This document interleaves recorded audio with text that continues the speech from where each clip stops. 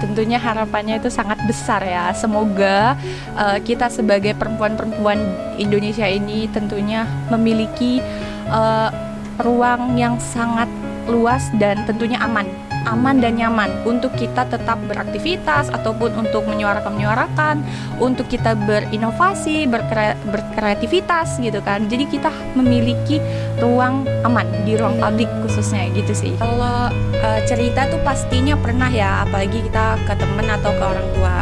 Biasanya ada banyak respon sih ya kan. Biasanya ada respon yang memang oh kenapa kok bisa sih gitu kan. Ada juga yang merespon menyalahkan, katanya ya kali kenapa juga jalan-jalan sendirian, kenapa kemana-mana sendirian gitu. Biasanya kan ada respon negatif sama positif juga. Terus itu yang termasuk merusak mental perempuan tadi itu salah satunya Mbak. Ngomong depan gang tadi juga, jangan Sandi juga pernah Sandi jadi catcalling juga nih. Pernah. Pernah jadi pelaku. Pernah jadi pelaku Pak. Jangan lagi ya Sandi. Saya catcalling orang tuh mukanya tuh langsung berubah ekspresi tuh Pak. Iya. Ada ekspresi yang nggak seneng, senyum, ada ekspresi takut juga takut. Ya. Banyak ekspresi lah kalau kita catcalling ke cewek itu Mbak. Tujuan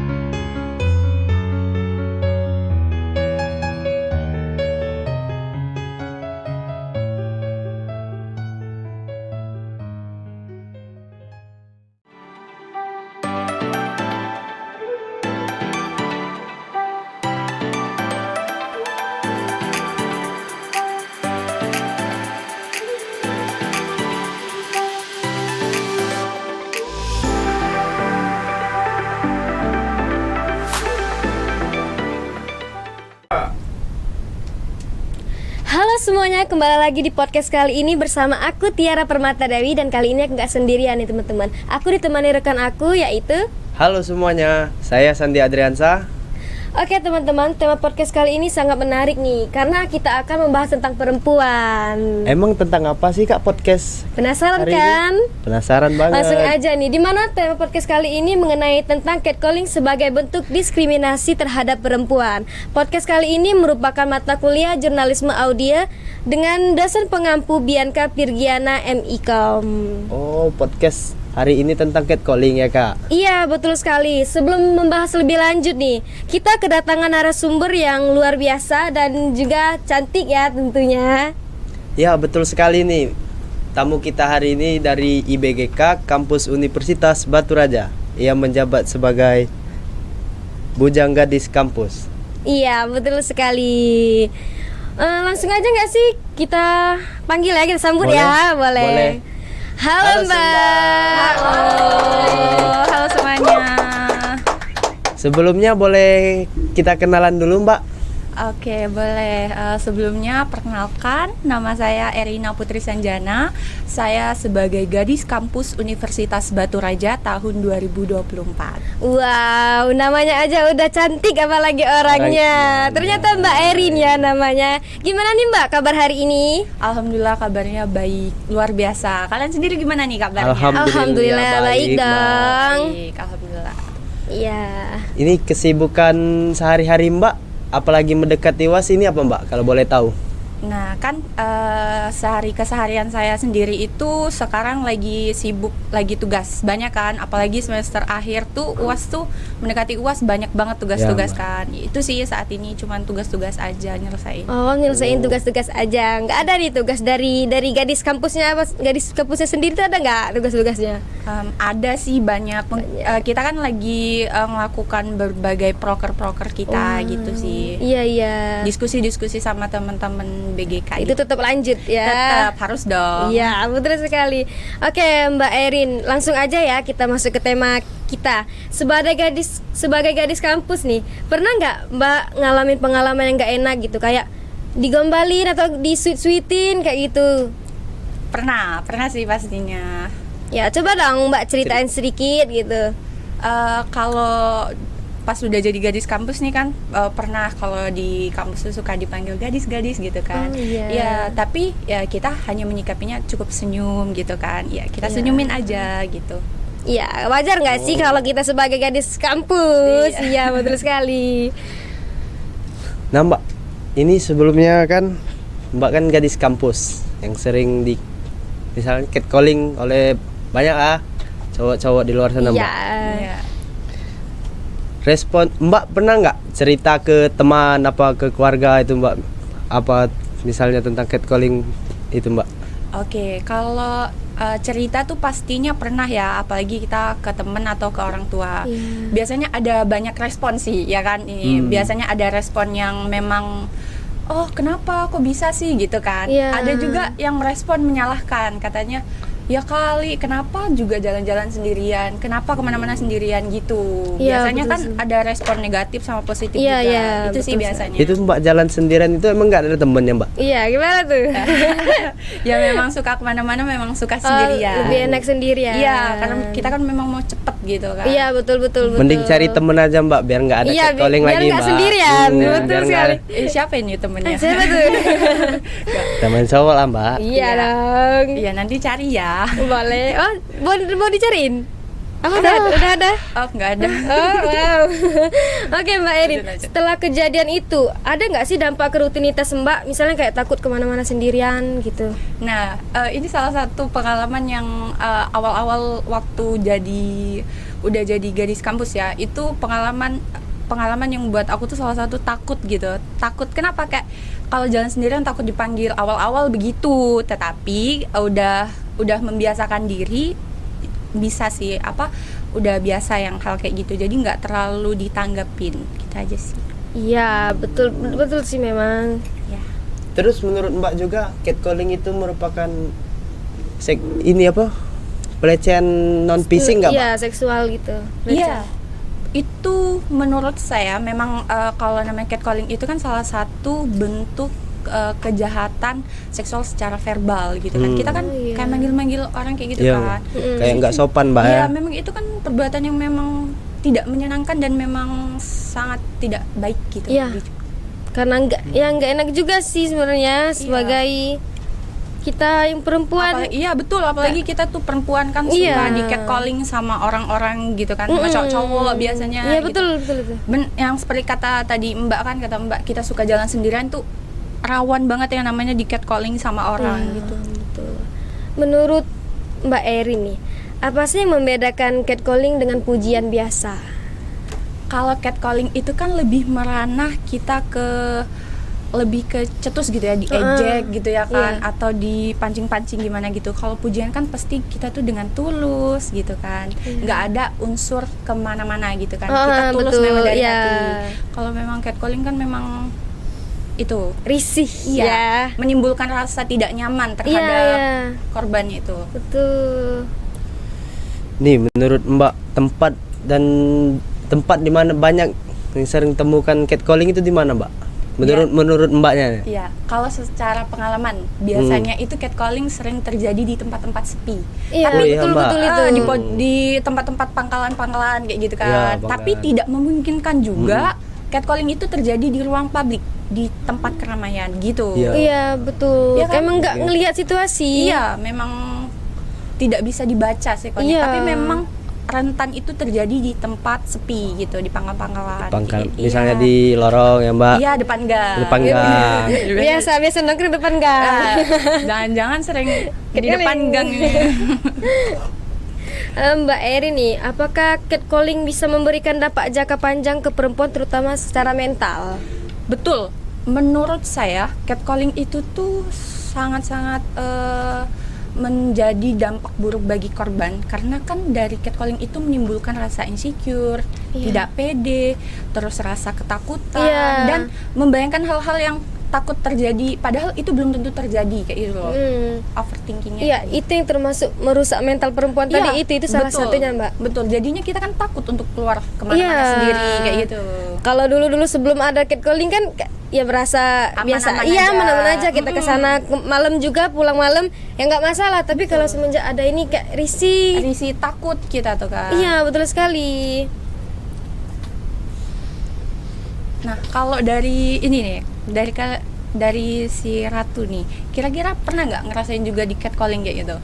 Si Tiara dong. Oh, Tiara. Oh iya, sorry. Wah, Ratu Tiara. mana nih, Mbak? Ratu mana nih? Kayak inget Ratu terus. Apa nih, Iya. Mbak? Apa nih, Mbak? Iya, Tiara, jadi pernah nggak ngalamin catcalling juga gitu? Oh, pernah. Ya kayak mau keluar siang, Mbak. pernah waktu itu ya kayak anak muda di segerombolan gitu kan, itu biasanya yang kill kayak gitu kan, laginya kill gitu. Risih dong. Risih ya. Risih banget. Ini ngomong-ngomong depan gang tadi juga, jangan-jangan Sandi juga pernah Sandi jadi catcalling juga nih? Pelaku. Pernah. Oh, pernah jadi pelaku? Pernah jadi pelaku, Pak. Aduh, jangan lagi ya Sandi. Saya catcalling orang tuh mukanya tuh langsung berubah ekspresi tuh, Pak. Iya. Ada ekspresi yang nggak seneng, Ada senyum, ekspresi takut juga takut. ya. Nah, Banyak ekspresi lah kalau kita catcalling ke cewek itu, Mbak. tujuan catcalling sendiri apa tuh? Kalau menurut Sandi sebagai Sandi yang pernah melakukan gitu? Misalnya kalau dia responnya baik ya, Mbak, itu mungkin enak juga dilihatnya, Mbak. Kalau responnya senyum, kalau dia Tapi mukanya kayak merengut apa gimana itu, Kok gitu? bingung. tapi nggak mungkin sih. Iya. Mungkin ada nggak semua perempuan Iya, yang mungkin itu tuh lebih ke peralihan takut takut Iya. dibilang apa ya, takut Sombong dibilang gitu sombong mungkin. atau jadi cuma Cuek. senyum gitu loh. Iya, betul sekali, Mbak. Oke nih, Mbak. Lanjut ya gitu Ya, ya. lanjut. Sebagai gadis kampus nih, Mbak, apakah kampus kita ini sudah aman buat mahasiswi kayak kita gitu? Ya. Kalau menurut Mbak nih ya, sebagai gadis kampus sebanyak ini sih insya Allah aman-aman aja ya Unbara itu dari yang namanya catcalling, ya enggak? Iya, betul. Aman ya? Aman. Aman Karena kalau di kampus. termasuk situasi kampus ini kan kita nggak terlalu banyak orang yang gimana gitu. Ya betul, insya Allah aman sih untuk sejauh ini. Iya. Menurut Mbak nih, situasi seperti apa yang rawan, Mbak? Yang di catcalling itu, Mbak. Catcalling. Nah, seperti tadi kata saya kan, bahwasannya catcalling itu sering terjadi ketika di tempat-tempat sepi gitu kan, atau kalau misal di kampus atau di luar tuh di depan gang gitu. Ya. Itu sih menurut aku. Nggak ada yang lain lagi, Mbak, selain itu. Misalnya di mana? Di ruang publik? Ruang publik. Iya. Ya, pernah nggak Mbak kayak di mall gitu kan, di Di mall salah satu misalnya, iya kan tempat- salah satu mall tempat itu kan keramaian tuh Mbak ya, masih ya nggak Masih sih ada kadang terlihat gitu ya kan, Iya. kayak ada mbak-mbak lewat gitu kan, terus sama orang-orang tuh kayak di catcalling gitu kan, QQ gitu kan. ya kiu itu Iya, masih biasanya kiu-kiu. yang di publik itu kan lebih sering kayak gitu kan. Padahal kan kok masih gitu berani di ruang publik untuk catcalling orang gitu Iya, ya kan. padahal rame, emang Iya, nggak gitu. takut ya. Mm-mm. Oke Mbak Erin nih, seberapa besar pengaruh cara berpakaian perempuan terhadap munculnya catcalling di ruang publik? Nah, ini nih yang sering disalahartikan sama orang-orang, bahwasanya cara berpakaian seseorang itu kadang menjadi pengaruh catcalling. Padahal nyatanya nih ya, mohon maaf, terkadang wanita atau perempuan yang tetap menutup pakaiannya dengan benar, berpakaian dengan rapi pun masih tetap terima catcalling gitu. Jadi bukan salah berpakaiannya, tapi bagaimana lingkungan dan pola pikirnya gitu aja sih. Tergantung dari orangnya juga ya, Mbak, tergantung dari orangnya. Iya, pakaian itu bukan menjadi salah satu Dampak lah ya, akibat. akibat dari catcalling itu sendiri sih.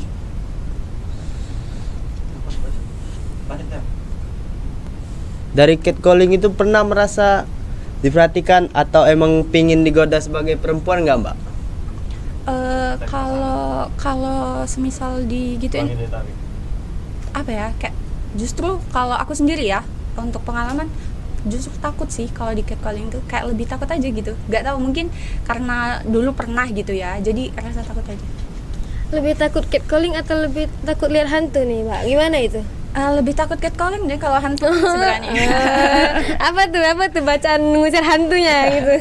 Doa makan. Doa makan. Doa makan. Doa makan juga ya. Oke, Mbak Erin nih, menurut Mbak ya, gimana cara berpakaian tuh agar lebih terhindar gitu dari catcalling? Nah tadi, kalau pakaian kan memang bukan menjadi salah satu akibat dari catcalling itu sendiri kan. Tapi bagaimana caranya? Caranya itu kita harus tetap perhatikan situasional gitu lah. Terus kalau misalnya kita pakaian tuh tetap utamakan kerapian, terus kenyamanan, itu yang penting. Karena itu tadi, catcalling itu bukan dari pakaian aja, tapi dari bagaimana pola pikir dan lingkungan dari di sekitar kita, dan betul. dari orang itu juga gitu. Iya, dari pelaku juga sih sebenarnya. Betul. Kalau memang nggak rasa malu gitu kan, nggak ada rasa malu ya masih tetap walaupun di keramaian seperti mbak kata tadi kan. Iya, karena ngapa? karena dari si pelaku catcalling itu tadi kan mereka tuh merasa memiliki kuasa, memiliki bagaimana, oh aku tuh catcalling tuh karena aku merasa keren gitu kan, mereka korban kayak gitu, Iya, kan betul merasa pede, merasa pede. bahwasanya kayak kita keren gitu kan, padahal itu tidak baik gitu Iya, kan, Mbak. betul kan? Sangat tidak baik. Iya. Betul sekali. Kan Mbak sebagai gadis kampus nih Mbak, misalnya ada kasus catcalling di kampus itu gimana tanggapannya Mbak? Kita sebagai gadis kampus, Iya, Mbak, sebagai apalagi gadis, ya kan? mahasiswi ya, kita sebagai sarana juga kan, alangkah baiknya kalau memang ada kasus-kasus seperti ini, Iya. kita tuh lebih baik kita juga ikut menyuarakan, kita ikut melaporkan, apalagi itu terjadi di dekat kita, teman kita, atau mungkin sahabat kita sendiri Iya, yang terjadi, betul, itu betul. kita harus ikut berani untuk menyuarakan, karena kenapa? Mungkin si korban ini tidak berani menyuarakan hal Iya. tersebut karena takut apa? Takut dihujat, takut dicaci maki, Iya, betul. atau takut merasa nanti disudutkan dan lain sebagainya gitu kan. Jadi ketika kita tahu ada hal tersebut, harusnya kita harus lebih berani untuk memberikan suara gitu sih. Iya, betul sekali Mbak. Memang ya kita juga sebagai teman yang baik tadi kan. betul. Kalau memang dia nggak mau cerita, kita pancing nih. Iya, Gimana kalau dia mau cerita dengan kita betul. gitu. Kita sebagai temannya tuh mensupport. Ayo dong kita Iya. itu. Ini kan nggak baik buat kita dan Iya, itu. betul sekali itu Mbak. Oke Mbak, bagaimana sih peran media dan budaya populer dalam membentuk pandangan tentang catcalling dan pakaian perempuan nih? Nah, ini nih yang paling sering lumrah ya, sering kita lihat lah ya di Iya. keseharian-keseharian kita tentang media dan budaya populer, di mana ini nih memiliki dua sudut pandang. Kenapa saya bilang begitu? Karena yang pertama, kalau dari media itu kan seperti contoh, terkadang ya dari film, lagu ataupun iklan-iklan itu tuh biasanya catcalling itu salah satu bentuk lelucon atau candaan untuk menarik perhatian. Tetapi kalau faktanya, kalau kita balikan lagi ke sebelah, bahwasanya tuh ketika catcalling, ketika media dan budaya populer ini digunakan dengan baik dan benar sebagai media edukasi, tentunya ini sangat menjadi dampak yang sangat positif gitu Iya, kan. Jadi iya. kita bisa memberi edukasi kepada orang-orang bahwasanya catcalling ini bukanlah hal yang baik dan benar gitu kan. Oke Mbak, bagaimana sih pendapat Mbak Erin tentang konten prank atau sosial eksperimen yang menormalisasi atau malah menyamarkan catcalling di media sosial nih? Nah, ini juga sering ya lewat di FYP, TikTok. gitu Iya, ya kan. betul-betul. Sering banget catcalling gitu kan. Ada yang video cewek di catcalling kayak gitu, ada kan. Itu menimbulkan pro dan kontra sebenarnya. Iya. Kenapa? Karena ketika kita di catcalling gitu kan, catcalling untuk mengeksperimen lah. Kita ini kan dalam konteks eksperimen ya, eksperimen. Ketika eksperimen itu digunakan untuk sarana edukasi atau sarana sebagai penjelasan bahwasanya itu bukan hal yang benar gitu kan, itu bagus. Asalkan tujuannya bukan untuk mencari sensasi. Ketika digunakan untuk mencari sensasi atau hanya ketenaran, itu yang tidak benar. Itu loh untuk konten prank tadi ya. Iya. Tapi sering juga Mbak, banyak orang nyari sensasi, sering banyak itu, Nah, iya, itu konten-konten Iya, nyari orang followers gitu Mbak. Itu nggak baik gitu sebenarnya. Berarti kan konten creator yang kurang baik. Berarti harusnya jangan bikin konten-konten ngeprank yang kayak gitu. Iya, betul sekali. Seberapa penting peran influencer atau public figure dalam menyuarakan isu catcalling di platform seperti Instagram, Iya. TikTok, atau Twitter? Kalau dari influencer itu sangat-sangat penting sih, karena kan itu mempengaruhi dari audiens atau yang followers mereka gitu kan. Karena secara kita ketahui ya bahwasanya memang influencer itu memiliki pengaruh sangat banyak terhadap konsumsi media sosial gitu.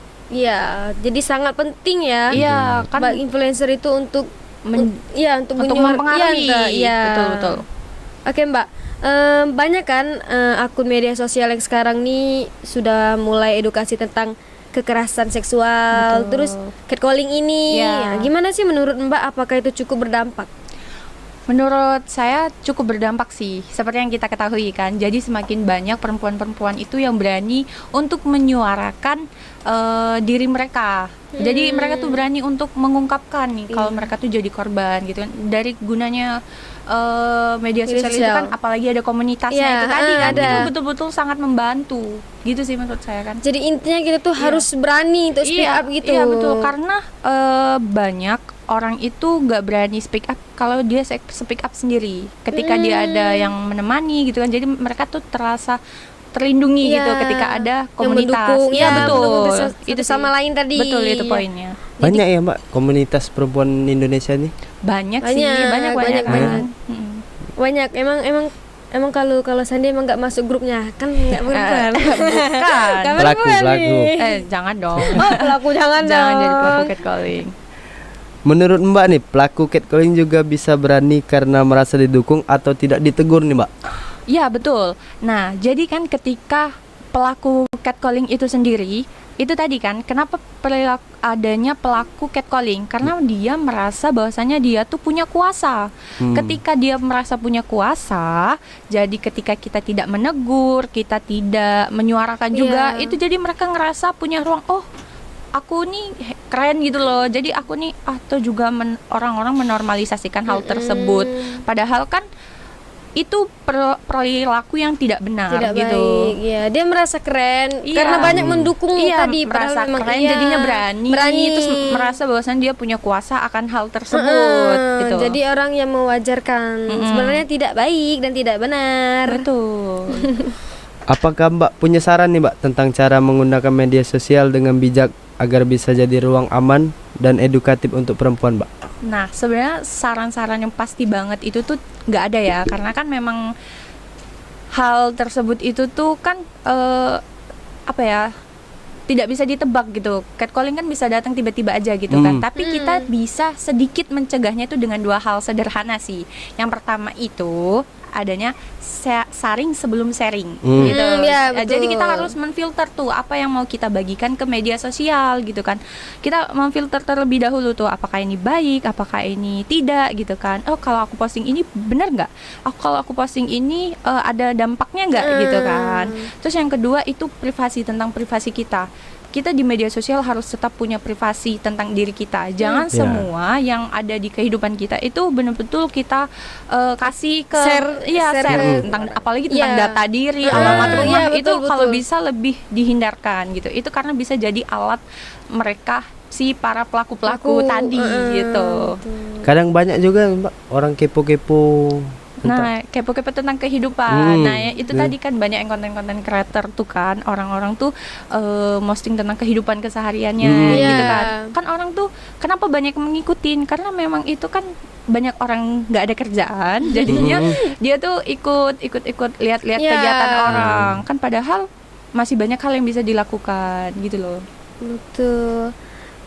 Kalau Mbak Erin nih diberi kesempatan untuk menyampaikan satu kalimat kepada pelaku catcalling, apa sih yang pengen Mbak sampaikan gitu? Ke perilaku catcalling. Ini sebenarnya agak sedikit dari curahan hati ya sebenarnya tuh teman-teman. Jadi buat di luar sana, buat pelaku catcalling, tolong banget jangan lagi-lagi untuk melakukan catcalling. Karena kenapa? Karena catcalling sendiri itu seperti kita ketahui dampaknya itu sangat banyak. Apalagi terhadap mental si korban itu tadi. Orang itu bisa overthinking, bisa merasa tidak percaya diri, terus dia juga bisa merasa takut gitu ketika merasa tidak aman ketika berada di ruang publik gitu loh. Jadi janganlah kalian melakukan candaan atau lelucon, dibungkus lelucon itu dengan catcalling. Jangan gitu. Karena itu memang bukan lelucon sih Mbak. Iya, bukan lelucon. Jangan jadikan sesuatu kekurangan seseorang itu dijadikan lelucon. Itu kan bisa jadi mengarah ke catcalling juga. Iya, betul. Nih dengerin nih buat para cowok. Para pelaku. Para pelaku ya Mbak. Sandi jangan lagi ya. Enggak lagi. Jangan lagi, tobat ya San. Tobat. Tobat banget. Kalau boleh memberikan satu harapan untuk masa depan perempuan Indonesia terutama dalam hal keamanan di ruang publik, apa yang Mbak harapkan Mbak? Tentunya harapannya itu sangat besar ya. Semoga kita sebagai perempuan-perempuan Indonesia ini tentunya memiliki ruang yang sangat luas dan tentunya aman dan nyaman untuk kita tetap beraktivitas ataupun untuk menyuarakan, untuk kita berinovasi, berkreativitas gitu kan. Jadi kita memiliki ruang aman di ruang publik khususnya gitu sih. Ya, tadi Mbak tadi kan sudah memberi harapan nih ya. Ya, betul. Ada lagi nih, berikan kata-kata untuk menggambarkan masa depan perempuan di Indonesia agar terhindar dari catcalling. Gimana tuh? Biar terhindar dari catcalling. Iya. Itu tadi sebenarnya tuh sarannya tuh sama aja kayak seperti tadi kata di media sosial itu ya. Kita sebagai perempuan itu harus tetap mengutamakan namanya rasa nyaman dan aman. Nah, dan kita juga sebagai perempuan itu harus meneliti lah, lebih teliti lagi ketika kita men-sharing sesuatu gitu kan. Saring sebelum sharing itu penting. Karena itu termasuk bisa menyebabkan ya. Kalau semisal itu kan di media sosial tuh, ketika kalau semisal lagi sendiri di luar gitu kan, lebih cari ruang lingkup yang aman lah. Kalau bisa kemana-mana tuh jangan sendirian, jangan sendirian kayak saya gitu kan. Aduh, ini lebih kalau bisa ada temen, ngajak temen, apalagi kalau perginya malam gitu, mungkin kan harus pergi malam-malam itu kalau bisa harus ajak Ada temen. temen. Iya, jangan sendiri-sendiri lah gitu. Ya, berarti Mbak Erin ini Masih jangan sendiri nih. Cepet-cepet cari, jangan sendiri. Oh, iya, biar ada yang betul. nemenin. Maksudnya temen ya kan. Iya, betul. Pesan para perempuan yang mengalami catcalling yang takut untuk speak up itu, Mbak? Nah, untuk teman-teman di luar sana, untuk perempuan-perempuan yang takut untuk speak up gitu kan, kalian tuh jangan takut untuk menyuarakan. Kenapa? Karena kalian itu tidak sendiri. Ingat, kalian itu tidak sendiri. Kalau memang semisal takut untuk menyuarakan, bisa untuk cerita ke teman terdekat ataupun orang tua gitu ya. Jangan pernah takut untuk menyuarakan. Kalian harus berani. Kalian tidak sendiri. Ya, tenang aja. Dengerin nih untuk Rame kok, perempuan rame. Indonesia. Oke. Oke, sampai sini aja Mbak podcast kita hari ini. Oke. Jadi kesimpulan tentang catcalling ini adalah bukan pujian tapi pelecehan yang berdampak pada mental korban. Peran media sosial, edukasi dan dukungan lingkungan sangat penting untuk menciptakan ruang aman bagi perempuan. Oke, terima kasih untuk Mbak Oke, Erin. sama-sama. Iya, yang sempat hadir siang hari ini di podcast kita. Ya, semoga harapannya semoga di luar sana harapannya banyak sekali perempuan-perempuan yang tetap berani untuk menyuarakan dan banyaknya juga rasa aman dan nyaman ketika di ruang publik ya. Betul, karena tenang aja, dia nggak sendiri ya. Ya, kan kita nggak sendirian, kita sama-sama. Iya. Perempuan saling merangkul. Merangkul. Oke. Terima kasih juga untuk audiens yang telah menonton podcast kita. Jangan lupa like, comment, dan share. subscribe. Bye-bye.